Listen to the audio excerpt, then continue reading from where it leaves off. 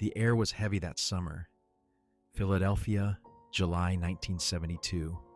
The kind of night where the heat clings to your skin, where the street lamps glow against the haze, and the sounds of the city seem to hang just a little longer in the darkness. 17-year-old Dolores Dodie Della Penna walked through that night like she had so many times before. A girl on the edge of adulthood, bright, soft-spoken, careful and full of promise. She had been studying with friends, preparing for school exams, talking about the future, a future that seemed so close she could almost touch it. She never made it home. By dawn, worry had turned into dread. By nightfall, Philadelphia would be gripped by horror. Trash bags scattered across neighborhoods, and inside them, Dolores, cut into pieces, discarded as though her life was nothing more than a message to be sent. The brutality was unlike anything the city had ever seen. A teenager, dismembered with surgical precision. The whispers began immediately. Organized crime, drug wars, retribution, ritual. And yet, after more than 50 years, the murder of Dolores Della Penna remains unsolved. Who took her life that night? Was she silenced for something she knew? Or was she simply in the wrong place at the wrong time, chosen as an example? Before we step into Philadelphia's most disturbing unsolved murder, pause here. Tap subscribe, like this video, and share it with someone who still listens to the dark. Because tonight, we return to a story where silence screams louder than words, and shadows remember what the living have tried to forget.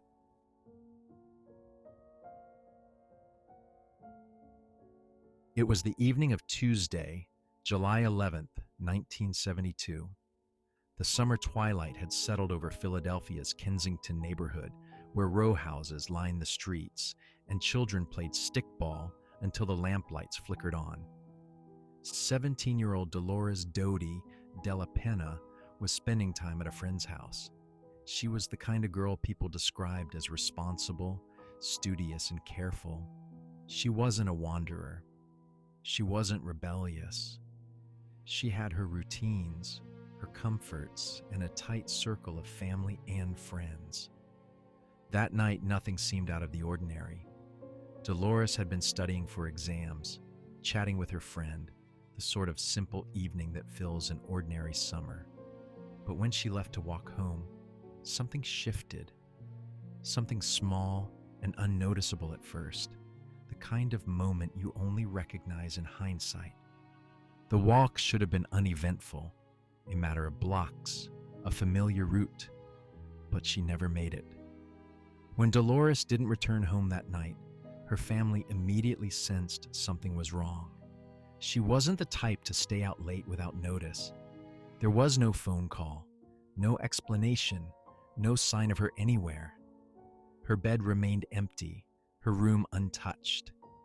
The police were notified by morning, but this was 1972, and missing teenagers, especially girls, were too often dismissed as runaways. Officers told the Della Penna family to give it time. Maybe she had stayed over at a friend's. Maybe she had taken off after an argument. Maybe she'd come back on her own. Her family knew better. Dolores had no reason to run away. No packed bag, no hidden boyfriend, no restless need to escape. She was supposed to start her senior year that fall. She was supposed to graduate, to chase dreams, to keep living the life she'd carefully built. But as the hours stretched into the next day, a gnawing dread grew in the pit of her mother's stomach. Something terrible had happened to her daughter. She could feel it in the silence of that night, and she was right.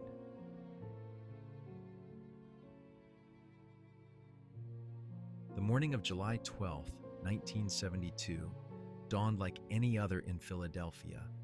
The city stirred awake with the rattle of garbage trucks and the clatter of neighborhood sidewalks.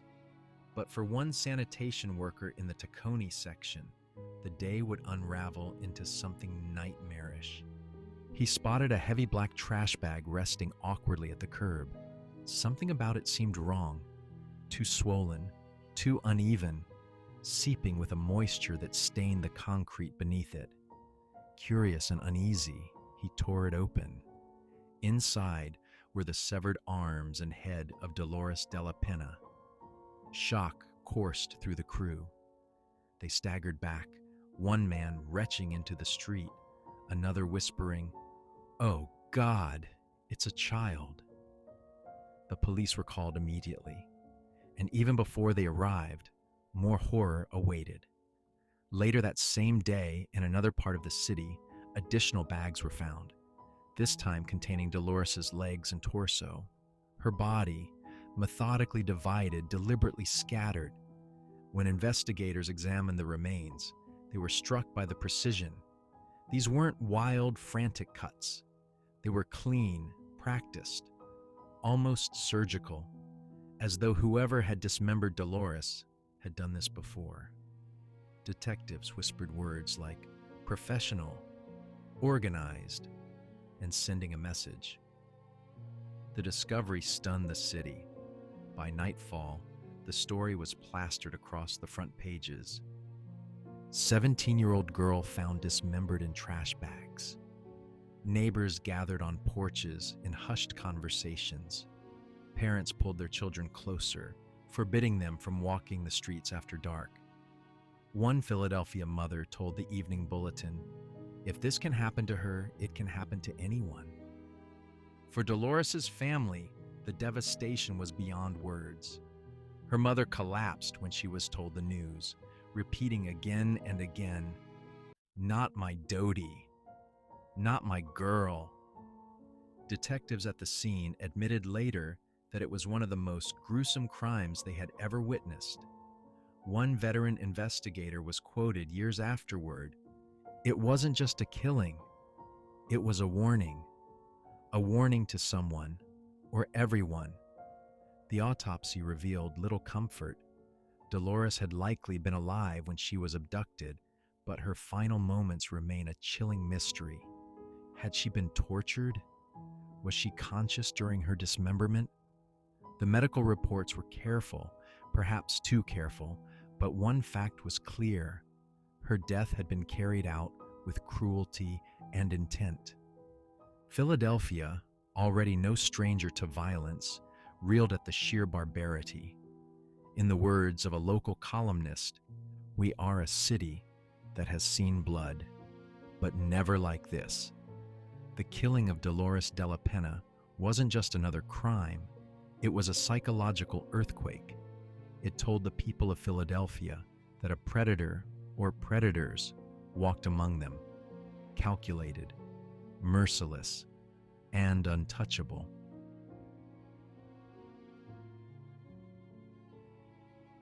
The brutality of Dolores's murder immediately set detectives on edge.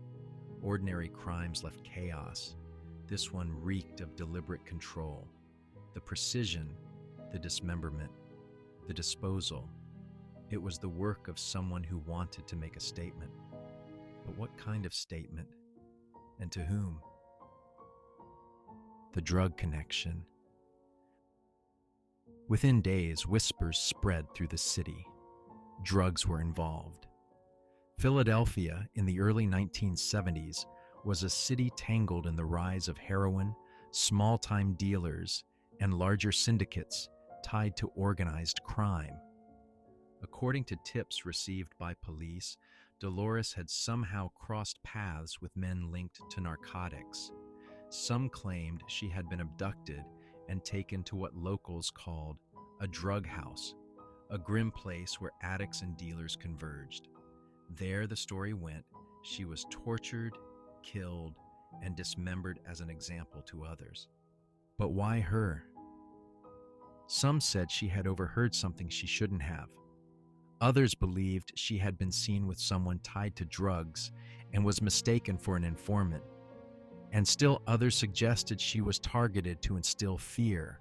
Her death meant to send a ripple through Philadelphia's streets. Don't cross us. Don't talk. Don't interfere. The mob connection. Detectives also considered another path: the Philadelphia mob. The early 70s were an era of mob dominance in the city. Loan sharking, drugs, protection rackets, all enforced with violence. And while shootings and beatings were common, dismemberment carried a darker, more theatrical tone. Some investigators theorized that Dolores's murder bore the signature of mob discipline, a warning killing. To them, the clean cuts and strategic disposal weren't random brutality, but ritualized punishment. Years later, retired detectives would recall that organized crime figures were quietly mentioned in connection with the case, but no names ever made it into the newspapers. No charges were ever brought. Fear sealed, lips shut. Witness whispers. There were also neighborhood whispers, claims that Dolores was forced into a car the night she disappeared, a dark sedan, men who didn't belong in that part of town. Rumors floated, but none were ever substantiated. Witnesses changed their stories or backed out when pressed. It was as if a blanket of silence had been thrown over the case. One resident, interviewed years later, said simply, "People knew who did it, but in those days, you didn't talk. Talking could make you the next body in a bag." Other theories. Beyond the mob and drug ties, stranger theories also took hold. Some believed Dolores had been the victim of a sadistic predator, someone who killed not for business but for the thrill of domination. The methodical dismemberment, the scattering of body parts, it bore the marks of both control and spectacle. But without forensic tools like DNA analysis, the trail grew cold quickly. Evidence was thin, fear was thick, and in a city where crime was as common as street noise, Dolores's case slipped deeper into shadow. By the end of 1972, her murder was already being spoken of in hushed tones as one of Philadelphia's darkest crimes. Theories multiplied, leads withered, and the name Dolores Della Penna became a kind of urban ghost story, mentioned in the same breath as mobsters, drug wars, and the unspoken terror of organized violence. But none of it brought her family closer to the truth, and the killer, or killers, remained untouchable.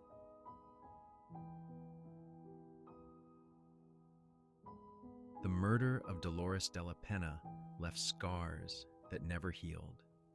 For her family, the grief was unbearable.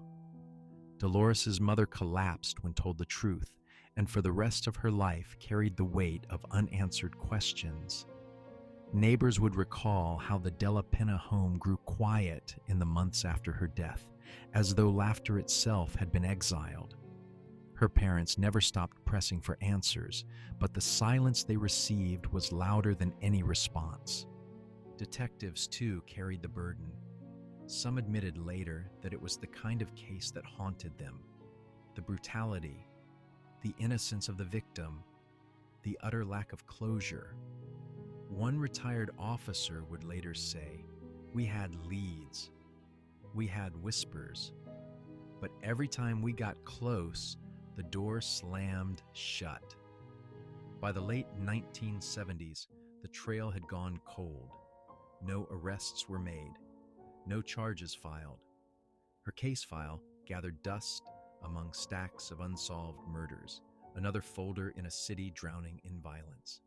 And as the decades passed, Dolores's name slipped from the headlines into the shadows of memory. But for those who lived in Philadelphia at the time, her death became a grim milestone. Parents warned their daughters, "Don't walk alone, don't talk to strangers, don't trust anyone after dark."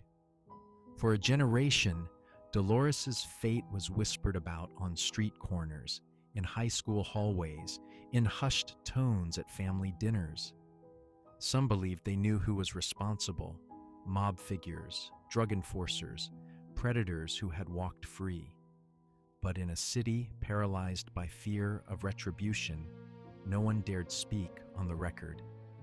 Talking could make you the next one in a bag, one neighbor later admitted. And so the city moved on. The years passed, but the case of Dolores Della Penna, 17 years old, dismembered, discarded, remained like a phantom in Philadelphia's history. A reminder that sometimes the dead never get justice, and sometimes the living never get peace.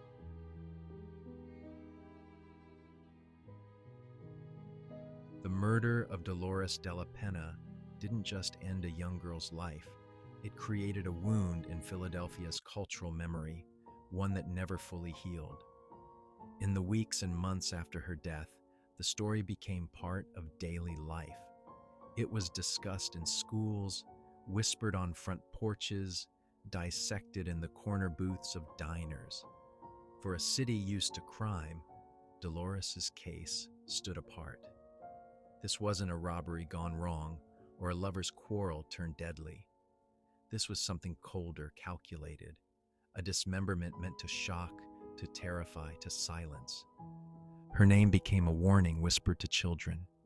Don't walk home alone after dark. Don't talk to strangers. Don't stray too far. Parents invoked her as a cautionary tale, her death a phantom that hovered over every decision to let their kids out of sight. Among teenagers, the story became almost urban legend, a name passed down through the halls of high schools, a reminder that the city could swallow you whole. Some remembered the details, others only fragments, but all knew one thing. She had been cut to pieces and dumped in trash bags. The starkness of that image ensured her story never faded completely. For true crime enthusiasts decades later, Dolores's case embodies the terror of the unsolved and the unpunished. It is cited in forums, books, and podcasts as one of Philadelphia's most grotesque mysteries, a case that still sparks debate.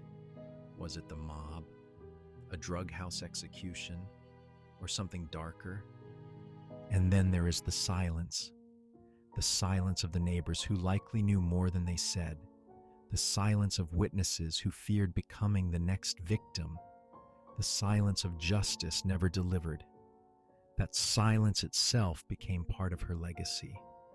Today, more than 50 years later, her story continues to echo.